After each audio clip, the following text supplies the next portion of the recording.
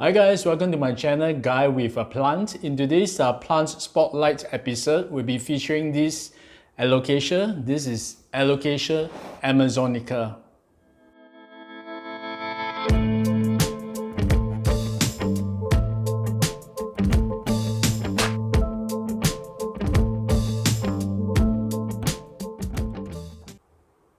The Alocasia amazonica is a hybrid between Alocasia longiloba and Alocasia sanderiana.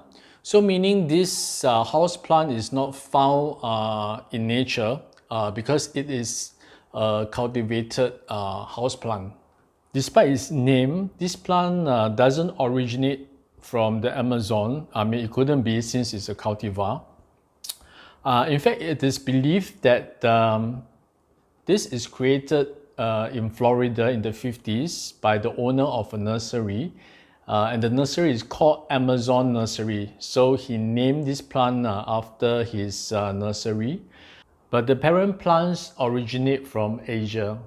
It is also known as the Alocasia poly or the African mask, and also the elephant ear Alocasia due to the shape of its leaves.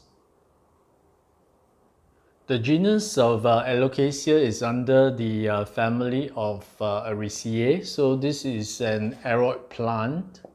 This was one of the first few house plants that I bought when I first moved into this apartment about a year ago. That was in June last year. And yeah, being a very young plant parent, I bought stuff based on how they look, and I still do. So definitely with its beautiful foliage, this had to come home with me. When I first got it, and being an inexperienced plant parent, I almost killed this plant by leaving it outside the balcony, which has a very harsh morning sun, and I literally cooked it during one of those hot afternoons. So I quickly brought it in, and it managed to survive, luckily, and it has been pretty resilient. But for some reason, I brought it out into the balcony again, and this time I kind of lost interest in it. And yeah, it got yellow leaves and it got sunburned. And even though it was still growing new leaves, I kind of ignored it for the longest time. And that's when the spider mites decided to have a party on this plant. So despite my abuse, I managed to grow some beautiful leaves. So I decided to bring it back in again, and this time I really wanted to pay attention to it, to take good care of it, because you know, it has been resilient, and I appreciate that. And yeah, currently it has 3 very big leaves. This is the biggest one, I think about 35 centimeters in length. And this is the one of the newest one that just unfurled, but it's a little bit weird, it's a bit deformed. Yeah, and this is the small separate plant that is so cute. If you think the Alocasia amazonica looks good from the front, you should check out its back.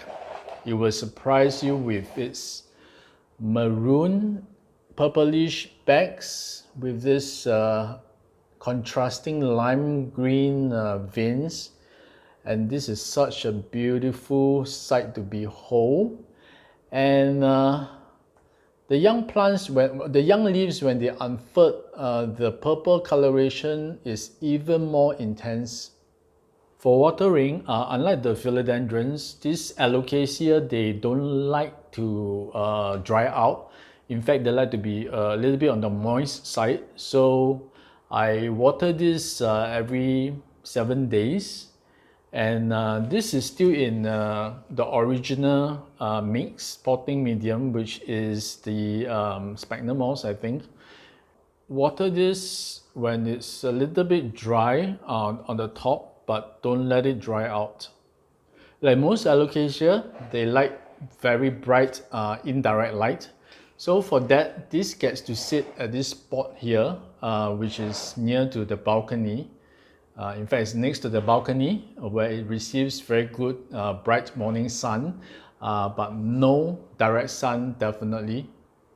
For humidity, I think this plant doesn't really need high levels of humidity because my place doesn't have that, and it seems to be okay. So, but of course with most tropical plants, if you can provide higher levels of humidity, that will be an added benefit to them. But this can do without. With just regular room humidity, I think that should be fine. Like most aeroids, this will definitely benefit with a very well draining potting medium. Maybe something with lots of perlite and orchid bark. But for this, it's still in a sphagnum moss potting mix, and it seems to be doing okay. I have not reported this, so the next time if I were to report this, I will change the potting medium. And I'm fertilizing this with a slow release fertilizer. I've not propagated this before, but from what I read, you can propagate this by separation. So meaning the main parent plant will actually throw out some smaller ones like this. So you can actually remove this and pot it up.